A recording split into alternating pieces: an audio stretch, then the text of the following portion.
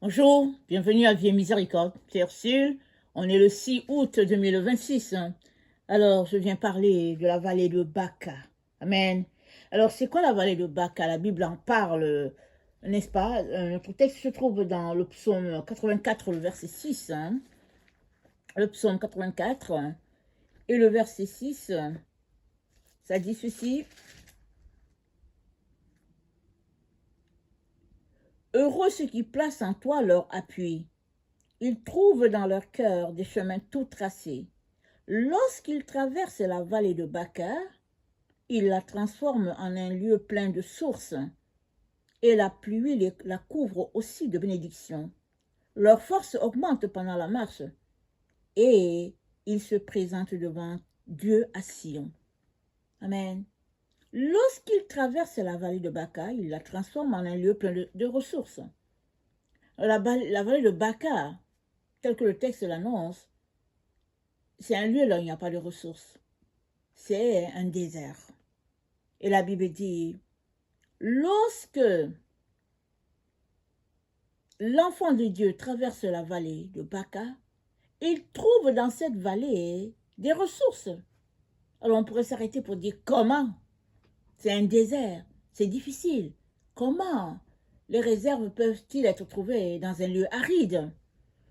Alors, nous savons que Baca, je suis allée chercher l'explication, la vallée de Baca, je suis allée en ligne, c'est dit une vallée de sécheresse, de pleurs, de désert, de regrets.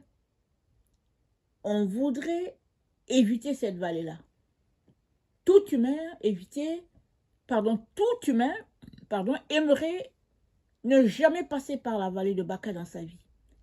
Donc la vallée de Baca, ce n'est pas une vallée en tant que telle qui existe. Peut-être que dans le temps, il y avait une vallée qui portait ce nom, mais la vallée de Baca représente un lieu aride de sécheresse, de difficulté. Amen. Alors, tous nous passons par des moments difficiles, à des degrés différents. Et le texte nous dit, lorsqu'il traverse la vallée de Baca, il la transforme en un lieu de ressources. Et plus haut, dans notre texte qui commence à 6, ça dit, ils ont dans leur cœur des chemins tout tracés. Comment faire pour trouver le chemin qui est dans ton cœur? S'il y a un chemin. Mais le texte ne peut pas mentir. Dieu nous dit qu'il y a un chemin. Malgré ton désert, malgré l'immensité de ton désert, la difficulté que tu as à traverser ta vallée de Baca, Dieu a pourvu pour des réserves pour toi. Maintenant, comment faire pour entrer en possession de ces réserves-là? Surtout que tu es peut-être dans une situation de confusion, de découragement, de frustration. Mais la Bible dit, lorsqu'il traverse la vallée de Baca, il la transforme en un lieu de ressources et d'abondance et de bénédiction. Alors, ce n'est pas parce que le désert a surgi dans ta vie, la difficulté, l'épreuve, que c'est fini pour toi. Alors, je viens t'encourager à ne pas baisser les bras, mais à continuer de te battre et de déployer, n'est-ce pas, tes efforts à éviter le chemin qui t'éloigne de Dieu, mais à marcher dans ce que Dieu a acquis pour toi à la croix. Amen. Alors, Père Abraham a traversé la vallée de Baca. Il s'est retrouvé dans une situation de difficulté avec son neveu Lot. C'était leur serviteur qui se chicanait. Alors, Abraham dit à Lot, il lui dit, tout le pays n'est-il pas devant toi? Sépare-toi donc de moi. Si tu vas à gauche, j'irai à droite, et si tu vas à droite, j'irai à gauche. L'autre leva les yeux et il vit toute la plaine du Jourdain, qui était entièrement arrosée, avant que l'Éternel eût détruit Sodome et Gomorrhe. C'était jusqu'à Sor, comme un jardin de l'Éternel, au pays d'Égypte. Lot choisit pour lui toute la plaine du Jourdain. Il s'avança vers l'Orient. C'est ainsi qu'il se sépara. C'est ainsi qu'ils se séparèrent l'un de l'autre. L'Éternel dit à Abraham, après que l'hôte se fut séparé de lui, lève les yeux, et du lieu où tu es, regarde vers le nord, le midi, vers l'orient, l'occident. Car tout le pays que tu vois, je le donnerai à toi et à ta postérité pour toujours. Amen. Il vient de se séparer avec son neveu, avec qui il a vécu longtemps, des années.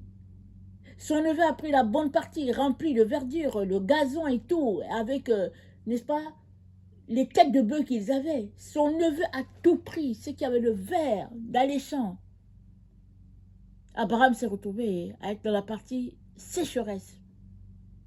Et Dieu lui dit, après, n'est-ce pas, cette séparation, il dit, lève-toi, regarde, du nord au sud, de l'est à l'ouest, tout ça c'est pour toi, je te bénirai. Et nous savons qu'Abraham était un homme béni. Il était complètement béni à tous les niveaux. Le désert, ce n'est donc pas un lieu où il faudrait se lamenter. C'est un lieu où on devient ingénieux. Parce qu'il faut qu'on mange. Le texte de Genèse nous dit toujours que Agar s'est retrouvée dans le désert avec le bébé. Avec l'enfant, elle a dit, je n'aimerais pas voir mon enfant mourir. Et elle s'est mise à pleurer, à crier à Dieu. Et le texte nous dit, pardon, le texte nous dit, Dieu entendit la voix de l'enfant. Et l'ange de Dieu appela du ciel Agar et lui dit, qu'as-tu Agar, ne crains point, car Dieu a entendu la voix de l'enfant dans le lieu où il est. Lève-toi, prends l'enfant, saisis-le de la main, car je ferai de lui une grande nation. Et Dieu lui ouvrit les yeux, et elle vit un puits d'eau. Elle a vu le puits dans la détresse. Elle était dans le désert. Elle a pleuré, elle était sûre qu'elle allait mourir. Dieu lui ouvre ses yeux, et elle voit un puits, elle voit là-bas. Malgré le fait que c'était le désert, pour elle, il y a eu une grâce. Et cette grâce réside dans le fait qu'elle connaissait le Dieu d'Abraham. Et lui, il est un Dieu de relation. Alors il lui a dit, regarde dans telle direction. Et elle a pu avoir de l'eau pour désaltérer l'enfant et puis se désaltérer elle aussi. Alors, la Bible nous dit, Isaac voulait aller en Égypte, comme avait fait son père, parce qu'il y avait la sécheresse là où il était. Mais Dieu lui dit de demeurer dans la contrée des Philistins, qui sera avec lui, qui va le multiplier, il va le bénir. Isaac est demeuré là, à cet endroit là où il y avait la sécheresse. Terrible. Mais la Bible nous dit, il avait récolté, et puis Dieu était là. Amen. Tout cela pour dire que le désert de ta vie, la vallée de Baca dans laquelle tu te trouves, peut-être, ne t'empêche pas de réaliser ce que Dieu a pour toi. Parce que c'est dans l'épreuve que le fer est aiguisé. C'est dans le feu que le fer est aiguisé. L'épreuve fait partie de la vie. Si tu ne veux pas être éprouvé, tu ne vas jamais pouvoir aller à l'autre position, à l'autre distance. Je viens donc t'encourager à ne pas baisser les bras, à ne pas croire à tout ce que les gens te disent. Parce que les gens, n'est-ce pas, peuvent être en train de mentir ou bien peuvent juste en train de répéter quelque chose qui, à l'origine, n'était pas vrai. Je t'encourage à aller à la source. Va à la source, elle est en Dieu. Si Dieu a décidé de te sauver, il n'y a rien qui pourra empêcher un être humain ici. Il n'y a rien qui pourra bloquer parce que Dieu est avec toi. Alors, la vallée de Baca, ça fait partie de ton épanouissement. Ça fait partie des choses par lesquelles tu es appelé à passer pour mûrir. Ne crains donc pas cette vallée-là, mais invoque l'Éternel pendant que tu passes dans cette vallée-là. Dieu viendra, il te prendra par la main, il te conduira dans la bonne direction. Amen. Que le Seigneur bénisse sa parole et que sa joie soit notre force en ce jour. Amen et alléluia. Amen. Tu traverseras mieux la vallée de Baca si tu es avec Jésus. Amen. Parce que seul ou bien avec les conseils des êtres humains, etc., ce sera compliqué. Mais avec Jésus, tu seras en sécurité. Parce que alors que tu traverses la vallée de Baca, il est là avec toi, il te prend la main. Et puis, il va combattre, n'est-ce pas, pour toi. Si tu venais à être attaqué par toutes sortes de bêtes, il sera là. Dans la détresse, il est là avec toi.